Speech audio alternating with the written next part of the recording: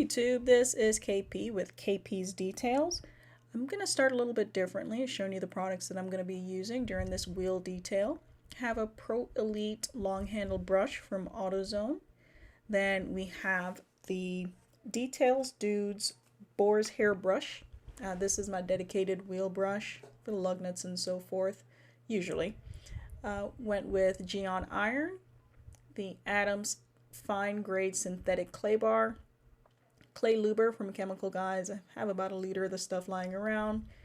Geon Prep before we did our coating, the Apex Surface Protection Metal Oxide coating, and the next day we did our Rehydra bead for the sacrificial coating, as Brian from Apex likes to say. So this is what our wheels looked like before. Our friend John took a picture. And then by the time I got there, they were looking a little bit better. He had done an all-purpose cleaner.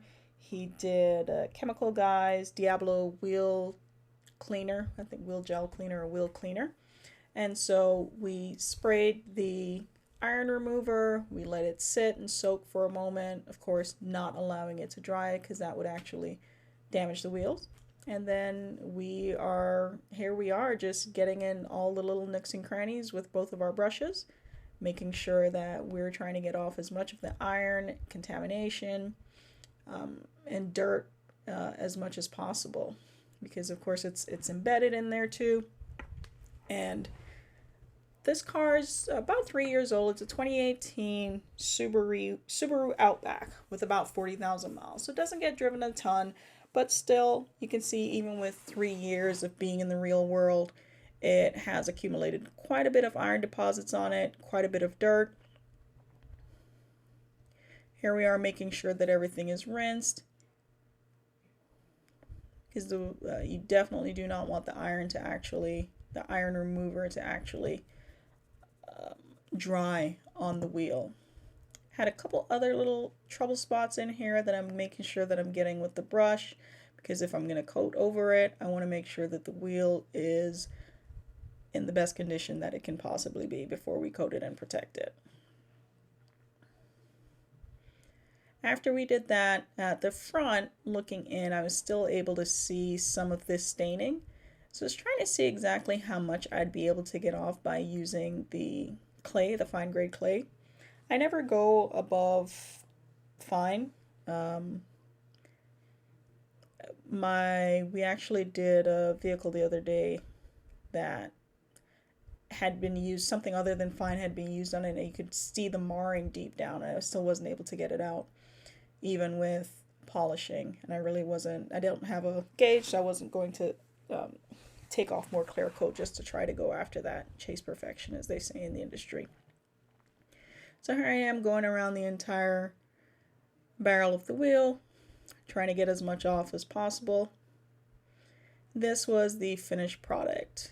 It's etched, it's rusted, but we're going to go ahead and protect it. So I'm using the Rag Company Pearl Puck applicator with, this was the first wheel, so I did 3 lines of the ASP metal oxide. Went around the entire wheel. Tried not to pick up the puck just because this is, it's just a better way to do the application of it. But here we go, going around. One thing I should have done is actually coated the back of the, let's call it spokes in this case. So I'm using the orange, Rag Company orange, the edgeless pearl that is specifically made for removal of ceramic coating the transfer fluid and the leveling. So it's a very light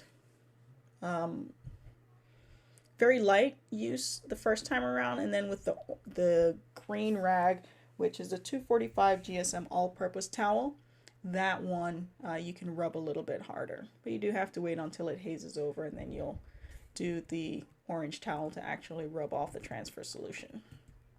I left this part in even though it's a little bit shaky, because once we were getting ready to do the front of the tire, you can see that the Subaru logo is not in the correct direction. My friend John, always the showman, decided that we need to showcase these wheels, so he decided to turn them around, make sure that the logo was in the correct position in order for us to get this done.